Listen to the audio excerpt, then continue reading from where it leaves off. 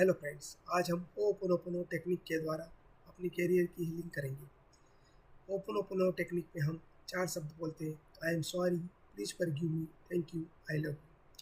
अब जैसे कैरियर में मेरे मेरे जो भी कैरियर की ग्रोथ हो रही है, वो उसके लिए मैं हीलिंग करता हूँ। डेली सुबह और शाम को हीलिंग करता हूँ और उसके लिए हम इस कैरियर को थैंक यू बोलता हूँ और इस कैरियर के लिए मैं इस 4 शब्दों का यूज़ करता हूँ सुबह और शाम को।